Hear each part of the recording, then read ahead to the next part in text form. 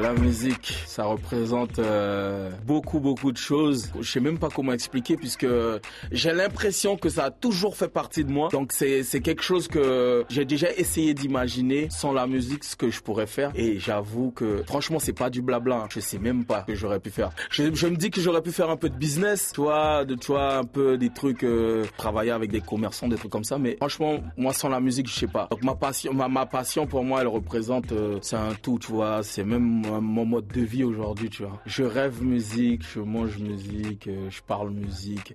Limite, si tu parles pas musique, limite des fois tu me saules. Non mais ouais, je vis dans ça. Actuellement, ça fait partie de moi et tout ce que je fais, ça tourne autour de la musique parce que voilà, ça varie. Quand je suis triste, ça varie. Même aujourd'hui, même je me rends compte que même quand il y a un décès dans la famille ou un proche, je pense à lui faire hommage avec ce que j'ai, avec ce que je sais faire. Et tu vois, ça, encore la musique, tu vois. Quand je suis joyeux, pareil, j'ai envie de faire un truc où les gens, pour mettre les gens, pour garder les gens, tu vois, dans cet esprit-là que je suis en train de vivre des fois, j'ai envie de faire une musique qui va les garder comme ça, chaque fois qu'ils vont l'écouter, ça va être ça. Mais ouais, à tout moment, tout le temps.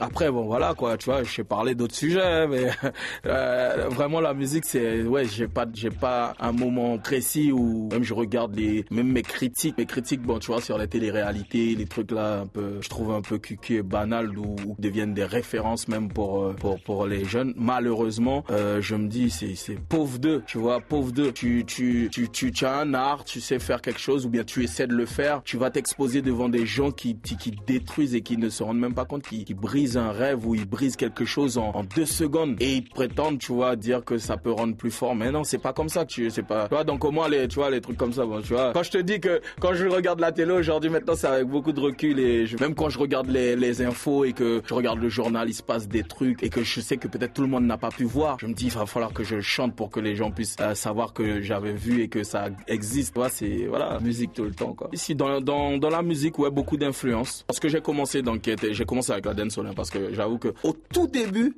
le reggae mec, ça me saoulait mais à un point, mais c'est laisse tomber quoi. J'ai des oncles qui sont rasta, qui sont reggae, mais à un point, quand les mecs ils démarraient, ils commençaient à jouer, mec, moi j'avais mon engin, c'était je démarrais, je taillais. Après en fait, j'ai un oncle qui m'a appelé, qui m'a dit, tu vas voir toi, tu vas voir que ça là, tu vas voir, tu seras dedans. Et au final ça va pas rater, tu vois. Mais en dancehall, comme j'ai commencé avec la dancehall, moi ouais, à l'époque c'était les Shabba Ranks, Buju Banton, Mr Vegas, Red Rat, Antikilla, ouais, Benny Man, ouais, bah oui, tu vois, non, j'ai tous ces artistes là en tête, j'en ai plein même, mais les Yardie, tu vois, les Capleton, Sizzla, j'ai pris mon pied avec ça. Si moi j'écoutais beaucoup les gars comme Lucky Dub, j'ai écouté aussi du Gregory Isaac, tout ça, tu peux dire que sur le fleuve tu venais pas avec ces trucs là de toutes les façons. Lipéry, mec, laisse tomber, il y a des musiques, c'était des trucs d'extraterrestres pour moi, tu vois, mais au final, tu vois, t'as tellement été bercé par ça que